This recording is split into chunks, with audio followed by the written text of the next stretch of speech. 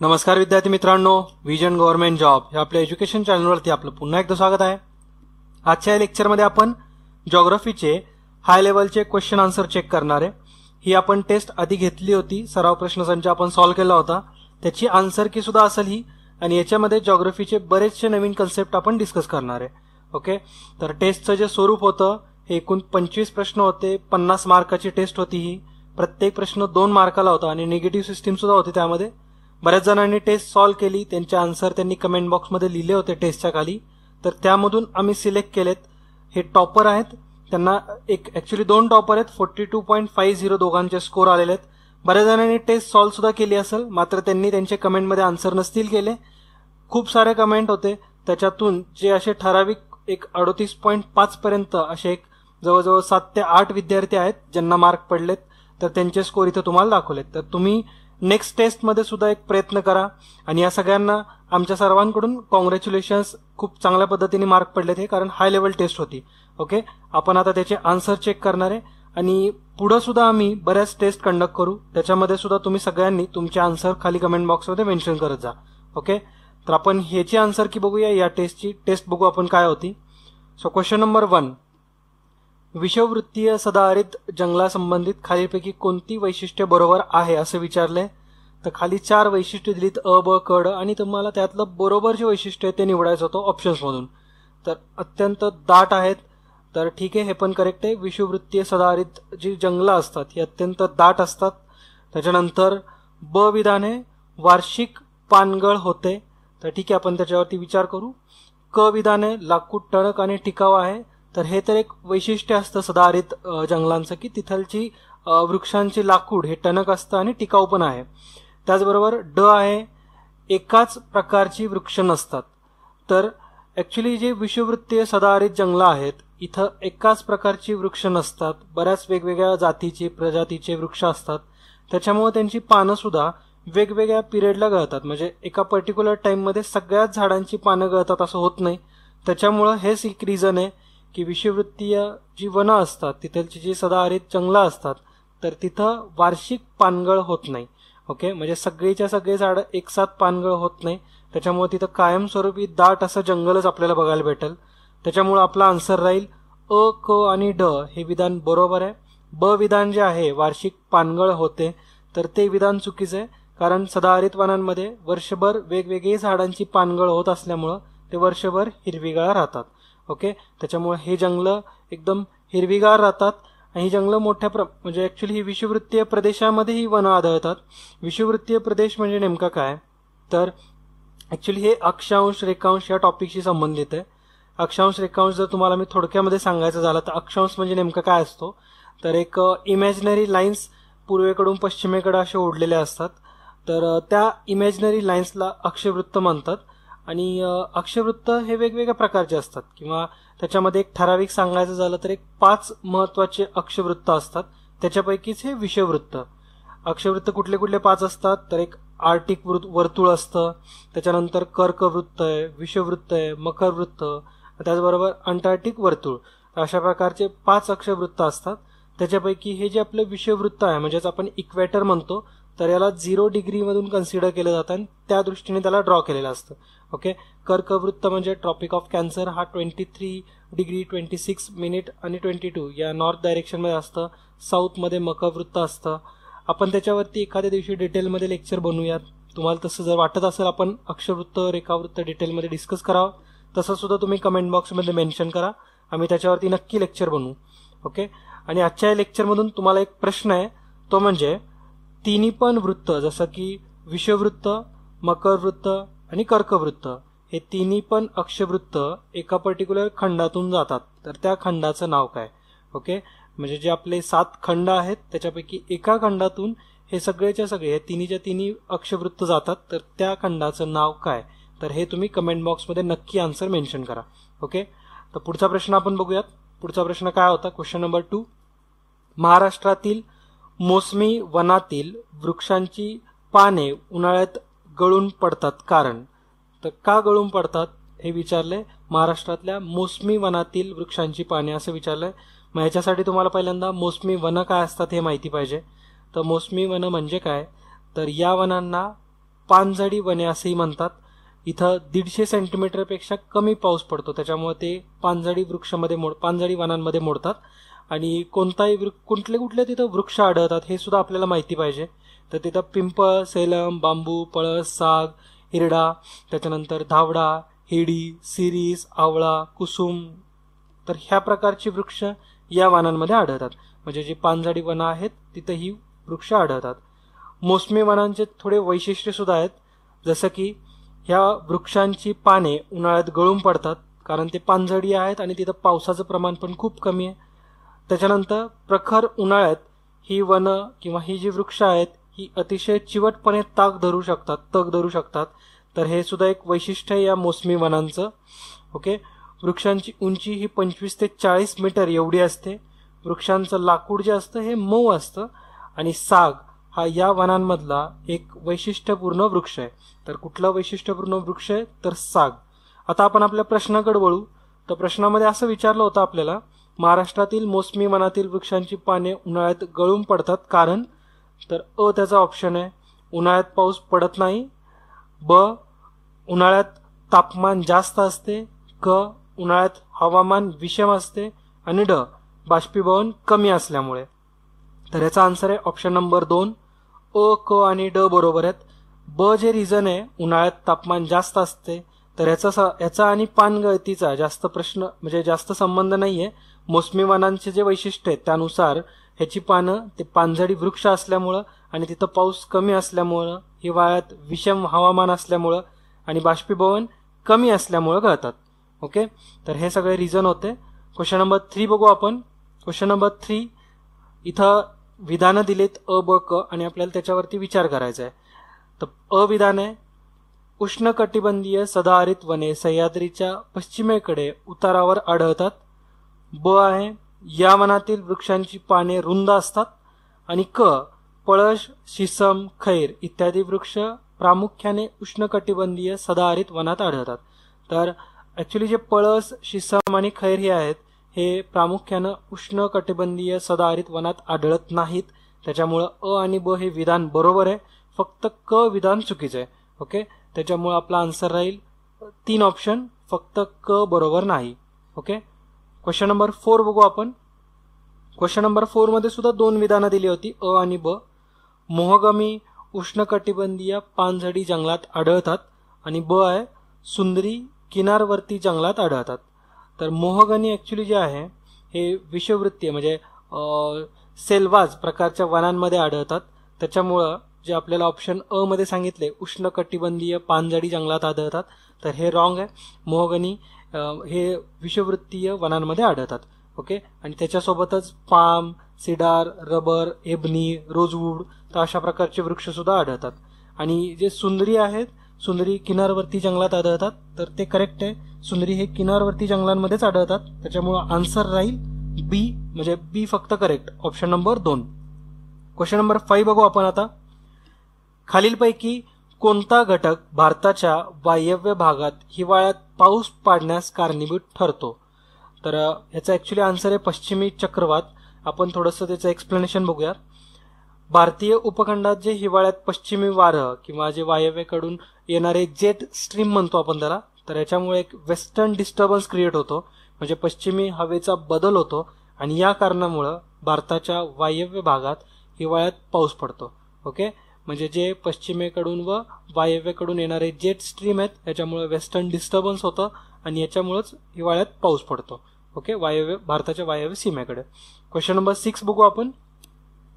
वातावरणातून कोणत्या प्रकारचे किरण कार्बन डायऑक्साईड शोषतात?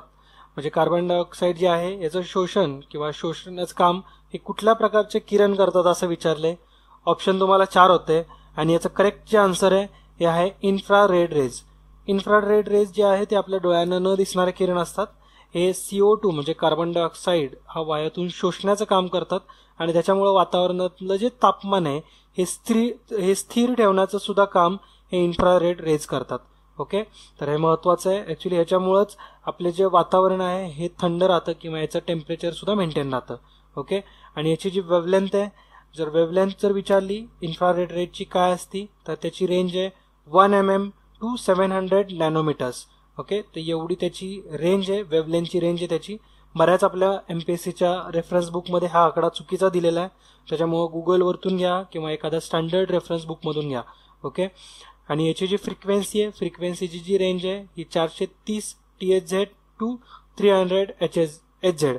तर एवढी ह्याची एक फ्रिक्वेन्सीची रेंज आहे. तर 430 ते 300 GHz, तर एवढी याची रेंज आहे, तुम्ही लक्षात ठेवा. त्याच्यानंतर आणखीन एक वैशिष्ट्य आहे, ते म्हणजे इन्फ्रारेड रेज जे आहेत हे आपले जे सजीव सृष्टी आहे किंवा आपलं जे जीवन आहे ह्याच्यासाठी घातक सुद्धा असतात. ओके, त्याच्यामुळे हे जरी आपल्याला CO2 शोषण्याला मदत करत असतील तरी सुद्धा ते शरीराला आपल्या किंवा सजीवांना घातक असतात. ओके, क्वेश्चन नंबर 7 बघू आपण. क्वेश्चन नंबर 7 विचारलंय, खालील विधाने भारतातील हिवाळ्यातील तापमानाची स्थिती वर्णन करतात, त्यापैकी कोणते विधान बरोबर आहे? तर अजून एकदा आपल्याला 4 लाइनर क्वेश्चन आहे आणि अशाच प्रकारचे प्रश्न आपल्याला MPSC मध्ये येतात, त्याच्यामुळे आपण प्रॅक्टिस सुद्धा अशाच प्रश्नांची केली पाहिजे. अ विधान आहे, उत्तर भारतात कमी तापमान असते. ब, उत्तर भारतात उच्च दाब असलेला विभाग असतो. क, हवेचा दाब उत्तरेकडे कमी होत जातो. आणि ड, वारे जमिनीकडून समुद्राकडे वाहतात. तर याचं करेक्ट आन्सर आहे अ, ब आणि ड बरोबर. ऍक्च्युली जे हवेचा दाब आहे हा उत्तरेकडे कमी होत जातो हे विधान चुकीचं आहे, कारण भारतात हिवाळ्यामध्ये हवेचा दाब जो आहे हा उत्तरेकडे जाताना वाढत जातो आणि उन्हाळ्यामध्ये हवेचा दाब उत्तरेकडे जात असताना कमी होत असतो. ओके, त्याच्यामुळे इथं जे विधान दिलंय हवेचा दाब उत्तरेकडे कमी होत जातो हे चुकीचं आहे. ही जी प्रोसेस म्हणजे हवेचा दाब कमी होण्याची जी प्रोसेस आहे ही उन्हाळ्यात होत असते. उन्हाळ्यामध्ये भारतात हवेचा दाब उत्तरेकडे जात असताना कमी कमी होत जातो. मात्र आपल्याला क्वेश्चन मध्ये विचारले की हिवाळ्यामध्ये परिस्थिती काय असते. ओके, त्याच्यामुळे बऱ्याच जणांना याच्यामध्ये कन्फ्युजन होतं आणि आय गेस की त्यांचं कन्फ्युजन पण इथं क्लिअर झालं असेल. ओके, क्वेश्चन नंबर 8 बघू आपण आता. क्वेश्चन नंबर 8 काय सांगतोय, खालीलपैकी खगोलशास्त्रीय वस्तूंचा त्यांच्या आकारानुसार योग्य चढता क्रम लावायचा आहे. म्हणजे आपल्याला त्यांचा आकार माहिती पाहिजे. सूर्य, सूर्यमाला, पृथ्वी, विश्व, आकाशगंगा हे अशा आपल्याला खगोलशास्त्रीय वस्तू दिल्यात आणि ह्याच्यातून ज्याची साईज छोटी असेल त्यानंतर चढत्या क्रमामध्ये लावायचं. म्हणजे सगळ्यात जो लहान असेल ते लावायचं आहे. म्हणजे सगळ्यात लहान तर याच्यामध्ये पृथ्वीच आहे, त्याच्यानंतर सूर्य, त्यानंतर सूर्यमाला, आकाशगंगा आणि विश्व हे त्याचं करेक्ट आन्सर असेल, जे की आपल्याला ऑप्शनमध्ये नाहीये. त्याच्यामुळे ऑप्शन आपला आन्सर जे असेल हे आहे वरीलपैकी किंवा कुठलंच आन्सर करेक्ट नाहीये. ओके, तर क्रम काय असेल आपला, पृथ्वी, सूर्य, सूर्यमाला, आकाशगंगा आणि विश्व. ओके, म्हणजे आपली सूर्यमाला जी आहे याच्यामध्ये सुद्धा तुम्हाला माहिती पाहिजे की कुठल्या ग्रहाचा किंवा कुठले जे आपले प्लॅनेट्स आहेत यांच्या साईजनुसार क्रम काय लागू शकतो. तर जर लार्जेस्ट बघितला, सगळ्यात मोठा बघितला तर तो म्हणजे ज्युपिटर आहे. ज्युपिटरची जी डायमीटरची लेंथ आहे ती आहे 1,39,822 किलोमीटर. तर एवढी ज्युपिटरची डायमीटरची लेंथ आहे. त्याच्यानंतर आहे सॅटर्न म्हणजे शनी. शनीची पण 1,16,464 किलोमीटर एवढा डायमीटर आहे. त्याच्यानंतर आहे युरॅनसचा 50,724 किलोमीटर एवढा डायमीटर आहे. त्यानंतर नेपच्यून आहे. ओके, त्यानंतर अर्थ म्हणजे आपली पृथ्वी, व्हेनस, मार्स आणि मर्क्युरी. तर या ग्रहांचा किंवा या प्लॅनेट्सचा असा क्रमांक लागतो. तुम्ही इथं डायमीटर सुद्धा बघू शकता आणि तुम्हाला व्यवस्थितपणे लक्षात सुद्धा राहील. जर तुम्हाला वाटत असेल की सूर्यमालावरती पण एखादं लेक्चर बनवावं तसं तुम्ही कमेंट बॉक्समध्ये मेन्शन करा किंवा सूर्यमालावरती आपण प्रश्न उत्तर स्वरूपामध्ये जे प्रश्न बनू शकतात ते सगळे डिस्कस करू. ओके, क्वेश्चन नंबर 9 बघू आपण. पर्वतीय वाऱ्यांना चिनूक वारे असे कोणत्या विभागात म्हणतात किंवा कुठल्या भागामध्ये चिनूक वारे असे म्हणतात पर्वतीय वाऱ्यांना? तर अमेरिका आणि कॅनडा या भागामध्ये जे पर्वतीय वारं असतं, जे रॉकी पर्वताच्या प्रदेशात वारा आहे, तर त्या वाऱ्याला चिनूक वारे असं म्हणतात. ओके, आणि हे जे वारं आहे हे एक उष्ण स्वरूपातलं असतं. इथं तुम्हाला थोडे उष्ण स्वरूपातले वारे तुम्हाला सांगतो मी. आल्प्स पर्वताच्या आसपास जे वारा आहे, पर्वतीय वारा आहे, ते पण उष्णच वारं आहे आणि त्याला फॉन म्हणतात. ओके, रॉकी पर्वतात जे आहे त्याला चिनूक म्हणतात, ते पण उष्णच आहे. आपण इथं सगळे उष्ण बघू पहिल्यांदा.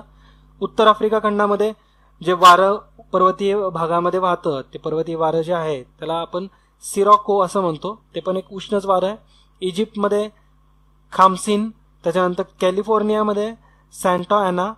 उत्तर भारतामध्ये सुद्धा जे उष्ण वारा आहे पर्वतीय म्हणजे जे पर्वतीय वारा आहे त्याला आपण नॉर्वेस्ट व लू असं नाव दिलेलं आहे. आणि सिसिली हे जे नाव आहे हे ग्रीसमध्ये वाहणाऱ्या वाऱ्याला दिलेलं आहे. ओके, तर ग्रीसमधलं जे नाव आहे ते सिसिली हे तुम्ही लक्षात ठेवा. अजून बऱ्याच वाम वारे असतात, जसं की लू आपण बघितलं, झोंडा एक आहे, त्यानंतर सिरोको असतो. ओके, त्यानंतर चिनकूक नावाचं एक वारं आहे, फोन. तर बऱ्याच टाईपचे वारे असतात. हे वॉर्म वारे झाले. आता कोल्डमध्ये जर बघायचं झालं तर कोल्डमध्ये एक बोरा फेमस आहे, त्याच्यानंतर मिस्ट्राल एक फेमस आहे, त्यानंतर पामपेरो. अशा प्रकारचे कोल्ड वारे सुद्धा आहेत. आपण ज्यावेळेस आपले प्रोजेक्ट लॉन्च करू त्यावेळेस तुम्हाला नक्कीच जॉग्रफीमधल्या प्रत्येक प्रश्नाचा आन्सर मिळेल आणि सगळे डाऊट्स क्लिअर होत जातील. आपण तेवढ्या छान पद्धतीने डिस्कस करणार आहे आणि मला पण वाटतं की मी जॉग्रफी आणि हिस्ट्री चांगल्या पद्धतीने शिकवू शकतोय आणि त्याच्यामुळेच तुमचा पण प्रतिसाद एवढ्या चांगल्या पद्धतीने भेटतो. ओके, आणि नक्कीच अशाच प्रकारचं लेक्चर्स आपण येणाऱ्या काळामध्ये सुद्धा कंटिन्यू करणारच आहे. ओके, क्वेश्चन नंबर 10 बघू आपण. क्वेश्चन नंबर 10 मध्ये 2 विधानं दिलीत, अ आणि ब. आणि हे जी विधानं आहेत हे त्यावेळेस न्यूजमध्ये होते. अशा प्रकारचा प्रश्न घेतलाय आणि हा जो प्रश्न आहे हा STI किंवा PSI या दोन्हीपैकी कुठल्या तरी एका पेपरमधून घेतलेला आहे. संयुक्त अरब अमिरातमध्ये म्हणजे UAE मध्ये एकूण 9 अमिराती आहेत आणि ब विधाने अबुधाबी यातील एक अमिरात नाही. तर हे जे दोन्ही विधान आहेत हे चुकीचे आहेत, कारण जे UAE आहे तर UAE मध्ये एकूण जर बघाल तर 7 अमिराती आहेत आणि अबुधाबी हा त्याच्यातला पार्ट आहेच. अबुधाबी इव्हन राजधानी आहे. ओके, आपण UAE बद्दल थोडक्यात बघून घेऊ. UAE ची जी स्थापना झाली होती ही 1971 मध्ये झाली होती आणि तेल साठ्यामध्ये सुद्धा UAE चा एक 7वा क्रमांक लागतो. पहिला क्रमांक व्हेनेझुएलाचा आहे, त्यानंतर सौदी अरेबिया, त्यानंतर कॅनडा आहे आणि इराण, इराक आणि 6व्या नंबरला कुवेत आहे. ओके, हे तुम्ही सगळे चेक करा एकदा. Venezuela, Saudi Arabia, Canada, Iran, Iraq आणि कुवेत.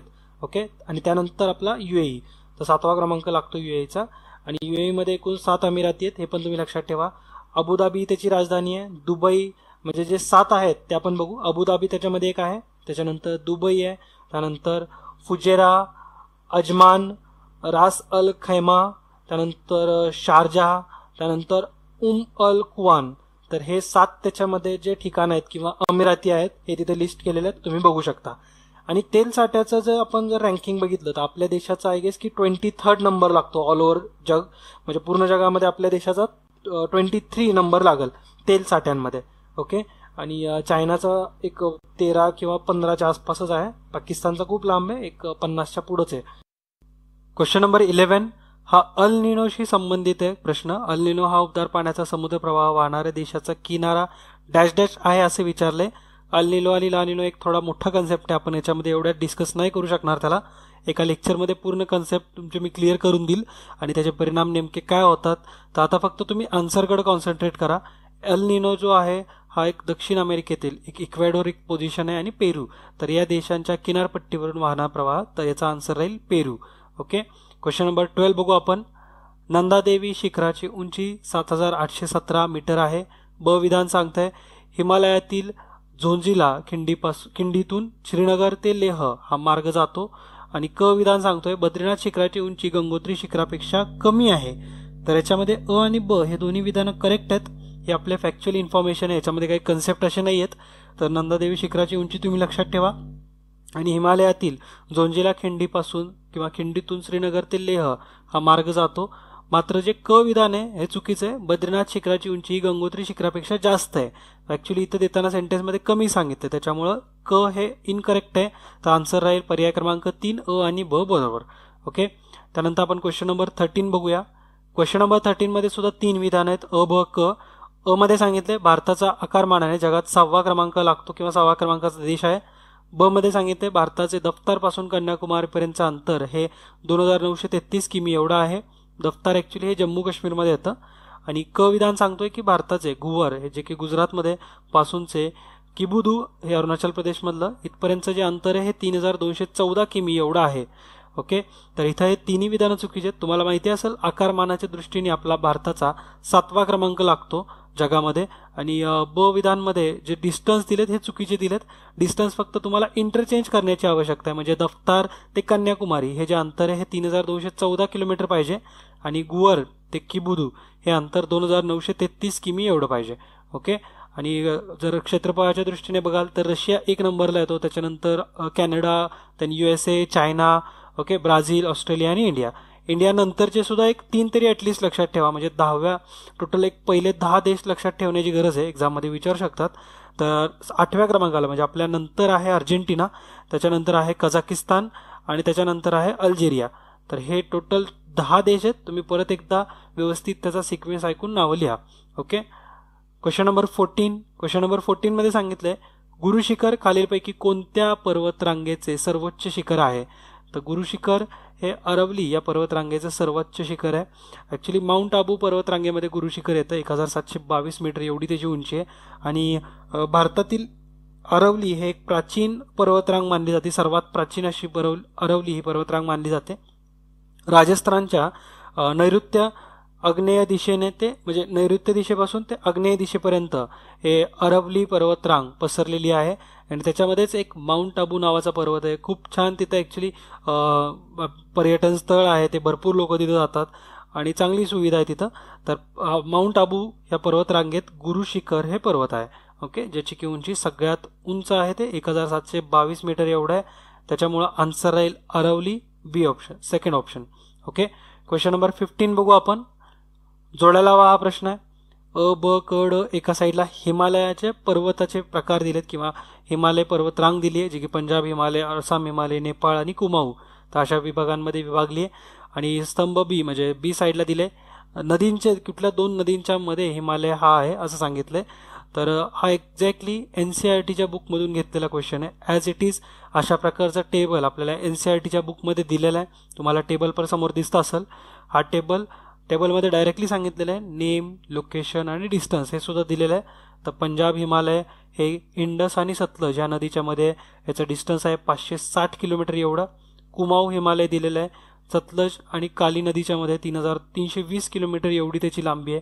याच्यावरून तुम्हाला आन्सर भेटला असेल. पर्याय क्रमांक 2 हे त्याचा आन्सर आहे. नेपाळ हिमालय हा काली आणि तिस्ता या नदीच्या मध्ये 800 किलोमीटर एवढी त्याची लेंथ आहे. ॲक्च्युली तिस्ता नदी रिसेंटली करंट न्यूजमध्ये सुद्धा आहे. ओके, आपण सुद्धा आपल्या करंट अफेअरच्या न्यूजमध्ये त्याच्याबद्दल बघितलेलं आहे, वादामध्ये येते थोडीशी, तर त्याच्याबद्दल एक्झाममध्ये प्रश्न बनू शकतात. त्याच्यामुळे थोडंसं तिस्ता नदीचे लोकेशन वगैरे बघून जा. ओके.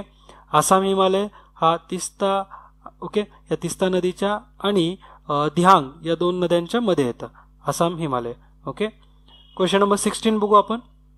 क्वेश्चन नंबर 16 मध्ये वाऱ्याशी संबंधित आहे हा. लू हे कोरड्या आणि धुळीचे वारे भारताच्या वायव्य भागातून डॅश डॅश महिन्यांमध्ये वाहते. तर ह्याच्याशी संबंधित सुद्धा बऱ्याच जणांना डाऊट होता, एप्रिल ते मे और मे ते जून काय याचा आन्सर असेल. तर याचा आन्सर आहे मे ते जून. आपल्या 10वीच्या बुकमध्ये डायरेक्टली दिलेलं आहे, तिथूनच हा प्रश्न घेतलाय. तर डायरेक्ट ह्याचा आन्सर असेल मे ते जून या महिन्यामध्ये हे लू हे उष्ण व कोरडे वारे वाहते. ओके. तर कुठून वाहते हे सुद्धा तुम्ही लक्षात ठेवायचं आहे.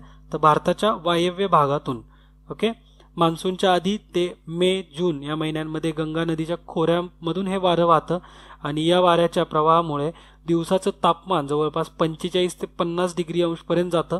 आणि याच्यामुळं रिसेंटलीच बरेच उष्माघाताचे मृत्यूसुद्धा या भागामध्ये झालेले आहेत. ओके. तर त्याच्यामुळं एक महत्त्वाचा एक वाऱ्याचा प्रकार आहे हा. वाम वारा आपण मगाशी बघितलेत, वेगवेगळे जे उष्ण वारे आहेत त्याच्यामध्ये झोंडा पण येतो, झू आहे, सिरोको आहे. ओके. फोन एक बघितला होता. तर सगळ्या अशा प्रकारचे जे वारे आहेत ते तुम्ही लक्षात ठेवा. क्वेश्चन नंबर 17 आता बघू आपण.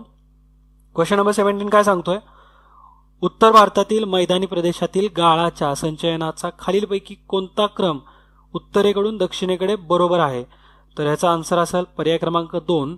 पहिल्यांदा तराई, त्याच्यानंतर भांगर आणि खादर. आपण तराई, भांगर, खादर हे काय आहे हे थोडक्यामध्ये जाणून घेऊयात. तर तराई ॲक्च्युली हा दलदलीचा प्रदेश असतो आणि या प्रदेशात भाबरमध्ये लुप्त झालेल्या नद्या पुन्हा प्रगट होतात. म्हणजे ज्या नद्या भाबरमध्ये या भागामध्ये लुप्त होतात किंवा या प्रकारामध्ये लुप्त होतात, तर अशा नद्या तिथं तराईमध्ये पुन्हा प्रगट होतात.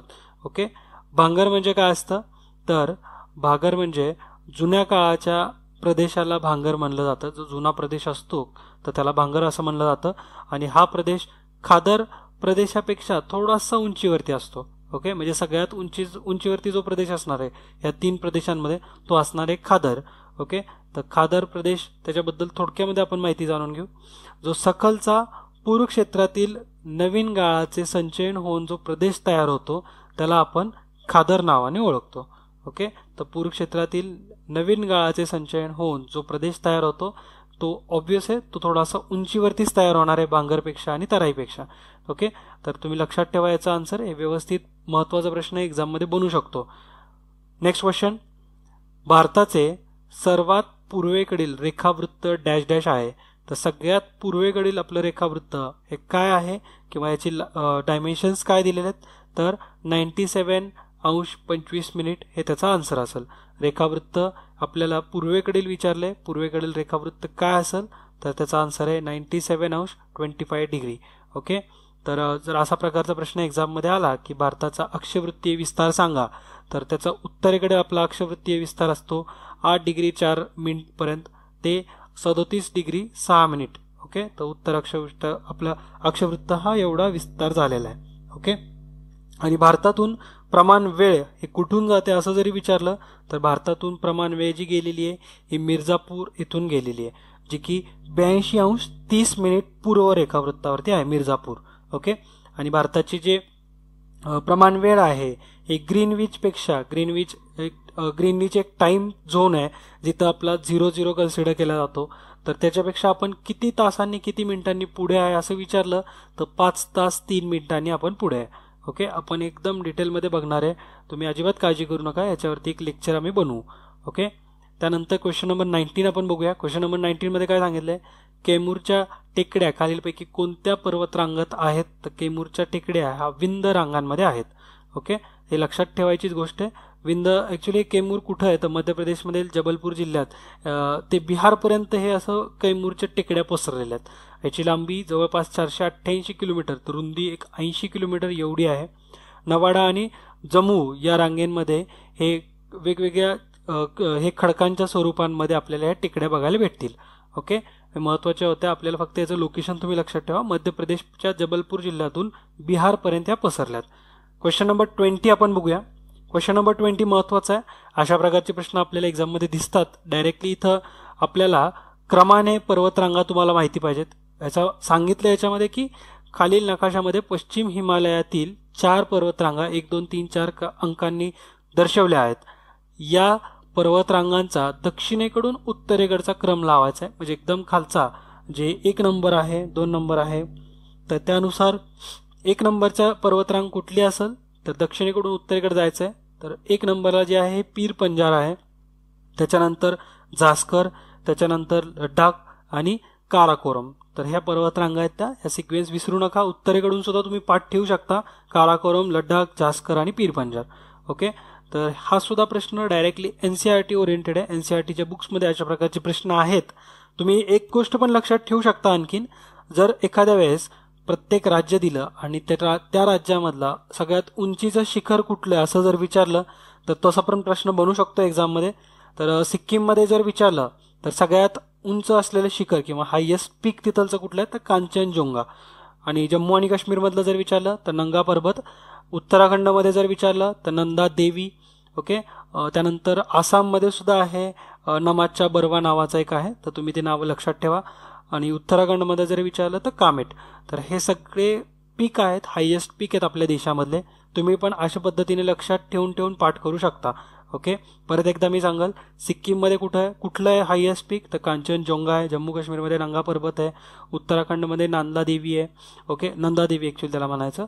त्याच्यानंतर आसाममध्ये जे आहे हे नमच्या बरवा आणि उत्तराखंडमध्ये विचारलं तर आहे कामेट. ओके, तर हे नावं तुम्ही पण अशाच सिक्वेन्समध्ये लक्षात ठेवा. एक 10-15 वेळेस प्रोनाऊन्स करत राहिला तर आपोआप लक्षात राहतील. ओके, भारतातील कोणकोणत्या राज्यावरून कर्कवृत्त जाते तर भारतातून कुठल्या कुठल्या राज्यातून कर्कवृत्त जाते हा एकदम कॉमन प्रश्न आहे आणि पाठ असलाच पाहिजे. तर भारतात असे एकूण 8 राज्य आहेत जिथून कर्कवृत्त जातं. कर्कवृत्त हे आपल्या विषुववृत्तापासून उत्तरेकडे असतं, जे दक्षिणेकडे असतं त्याला मखवृत्त म्हणतात. ओके, एवढं तुम्ही लक्षात ठेवा. आपण याच्यावरती एक लेक्चर बनवणार आहे, तिथं आणखीन डिटेल तुम्हाला कळेल.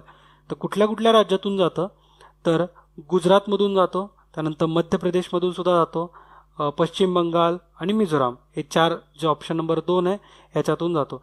त्याचबरोबर आणखीन कुठल्या कुठल्या राज्यातून जातो ह्याच्यासाठी एक शॉर्टकट आहे तुम्हाला लक्षात ठेवण्यासाठी. तर असं लक्षात ठेवा की गुजरातमध्ये 36 झारी, बेंगो, मिझो, त्रिपुराई. ओके, परत एकदा प्रोनाऊन्स करतो मी. गुजरातमध्ये 36 झारी, बेंगो मिझो त्रिपुराई. ओके, मग हा सिक्वेन्स जसा सांगितलाय त्यानुसार लक्षात ठेवा. गुजरात म्हणजे गुजरात आहे, मध्ये म्हणजे मध्य प्रदेश, 36 म्हणजे छत्तीसगड, झारी म्हणजे झारखंड, बेंगो म्हणजे पश्चिम बंगाल, त्यानंतर मिझो म्हणजे मिझोराम, गुजरातमध्ये 36 झारी, बेंगो मिझो त्रिपुराई. तर त्रिपुरा, फॉर त्रिपुरा आणि राई फॉर राजस्थान. ओके, तर अशा पद्धतीने लक्षात ठेवलं तर सोप्या पद्धतीने लक्षात राहील. ओके, एकूण 8 राज्यांमधून जातो. कर्कवृत्ताचं जे कॉर्डिनेट्स आहेत ते काय आहेत तर 23°26'. ओके, तर हे तुम्ही लक्षात ठेवा, व्यवस्थित एक्झाममध्ये विचारतात अशा प्रकारचे प्रश्न. क्वेश्चन नंबर 22 बघू आपण. उत्तरेकडून दक्षिणेकडे पूर्व घाटातील खालीलपैकी कोणता पर्वत किंवा कोणत्या पर्वत शिखरांचा क्रमांक बरोबर आहे असे विचारलंय. तर पूर्व घाटातील विचारले म्हणजे आपली ईस्टर्न जो घाट आहे त्याच्यामध्ये उत्तरेकडून दक्षिणेकडे तुम्हाला यायचं आहे त्या क्रमामध्ये. म्हणजे उत्तरेकडचं म्हणजे सगळ्यात वरती कुठला आहे हे तुम्हाला माहिती पाहिजे, सगळ्यात खाली कुठला आहे हा सुद्धा माहिती पाहिजे.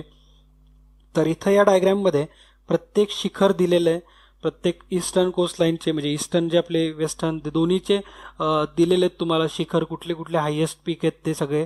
तर याच्यावरून एक तुम्हाला लक्षात येईल की आता इथं तर फक्त थोडंसं तुम्हाला उडकायला लागेल की कुठला कुठला आहे. तर अनाईमुडी जे दिसतोय हा एकदम खाली आहे बघा.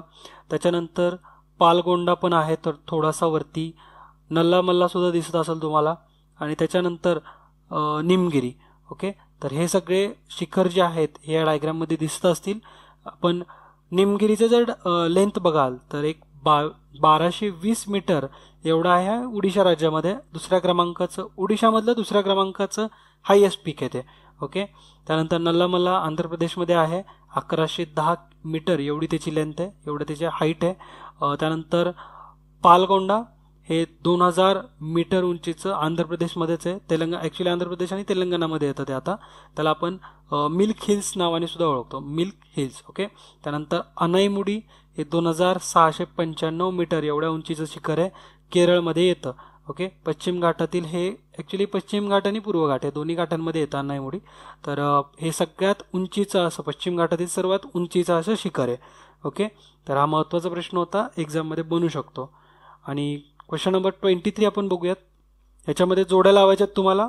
एका साईडला बेटांची नावं दिलीत आणि एका साईडला ते कशासाठी आहेत, कशासाठी फेमस आहेत हे दिलेलं आहे. तर दीव जर विचारात घेतलं तर दीव हे मासेमारी बेट आहे डायरेक्टली. ओके, त्याच्यानंतर सालसेट जर बघाल तर तो 7 बेटांचा समूह आहे. अशा प्रकारचा एक्झाममध्ये प्रश्न येऊन गेलेला आहे. आणि श्रीहरिकोटा आणि त्यानंतर वेलिंग्टन. तर वेलिंग्टन हे नौदलाचे स्थानक आहे. तर ह्याच्यावरून एक तुम्हाला लक्षात येऊन जाईल की पर्याय क्रमांक 2 हा आपला आन्सर आहे. ओके, क्वेश्चन नंबर 24 बघू आपण. क्वेश्चन नंबर 24 मध्ये असं सांगितलंय, ड्रमलिन काय आहेत विचारलंय तुम्हाला. ड्रमलिन म्हणजे नेमकं काय, तर ड्रमलिन जे ॲक्च्युली आहे हे हिमनदींच्या भरण कार्यामुळे तयार झालेल्या छोट्या टेकड्या असतात तर त्याला ड्रमलिन म्हणतात. ओके, तर हिमनदीच्या भरण कार्यामुळे जे तयार झालेल्या लहान टेकड्या आहेत याला आपण ड्रमलिन म्हणतो. ओके, कारण आणि काही भागांमध्ये यालाच आपण हिमोरगिरी असं सुद्धा म्हणतो. ओके, तर हे तुम्ही लक्षात ठेवा, एक्झाममध्ये विचारू शकतात. आणि अशा प्रकारचे ड्रमलिन जे आहेत हे जास्त करून आयर्लंडच्या आजूबाजूला सापडतील. Okay, question number 25 last question आहे या लेक्चरमधला. डाऊन्स हा गवताळ प्रदेश कुठे आढळतो असं विचारलंय. तर डाऊन्स हा जो एक गवताळ प्रदेशाचा प्रकार आहे हा, तर तो ऑस्ट्रेलियामध्ये आढळतो. ओके, ऑस्ट्रेलियामध्ये डाऊन्स आहे. त्यानंतर जर न्यूझीलंडमध्ये जर विचारलं तर कॅन्टनब्युरी नावाचं एक हे ग्रासलँडचं एक नाव आहे, तर ते सुद्धा तुम्ही लक्षात ठेवू शकता. कॅन्टनब्युरी तर न्यूझीलंडमध्ये येते. ओके, हे ॲक्च्युली हे जे ग्रास असतात हे एकदम छोट्या हाईटचे असतात. फॉरेस्ट हे वेगळ्या टाईपमध्ये येतं, ग्रासलँड एक वेगळ्या टाईपमध्ये येतं. तर ग्रासलँड हे तुम्ही फक्त 3.5 ते 4 फुट एवढा असेल असं कन्सिडर करा, आणि एक सलगचा पट्टा असतो तो, त्याच्यामध्ये जास्त गॅप नाही भेटत. ओके, तर सलगचा असा गवताळ प्रदेश जो असतो मग ते वाळल्यानंतर पिवळा गवताळ प्रदेश दिसेल, आणि ज्यावेळेस तो हिरवा असेल त्यावेळेस संपूर्ण हिरवा दिसणार. ओके, त्याला ग्रासलँड एरिया म्हणतात. आणि ऑस्ट्रेलियामध्ये त्याचं नाव काय आहे तर डाऊन्स, हे तुम्ही लक्षात ठेवा.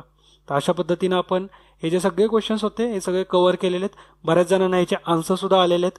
अशा पद्धतीनं आपण बाकीचे सब्जेक्टचे पण क्वेश्चन आन्सर कव्हर करूत हळूहळू. ओके, याच्यातून तुमची नक्कीच येणाऱ्या एक्झामसाठी चांगल्या पद्धतीने स्ट्रॉंगली प्रिपरेशन होईल. ओके, आणि आपले जे क्वेश्चन्स होते हे मोस्टली NCERT बेस्ड होते, त्याच्यामुळे तुम्ही NCERT वाचायला पण सुरुवात करायचीच आहे. MPSC 2018 हा जर तुमचा फोकस असेल तर त्या दृष्टीने आत्तापासूनच NCERT कंप्लीट करायला सुरुवात करा. ओके, कारण आता MPSC जवळजवळ UPSCच्या लेवलचेच क्वेश्चन बनवतो. थोडासा टफनेस कमी असेल, मात्र MPSCचा पॉईंट ऑफ व्ह्यू तोच असतो. अजिबात सोपे प्रश्न देत नाहीत ते, आता हाय लेवलचेच क्वेश्चन असतात. त्याच्यामुळे तुम्ही प्रॅक्टिससुद्धा अशाच क्वेश्चनची केली पाहिजे. ओके, तर आपण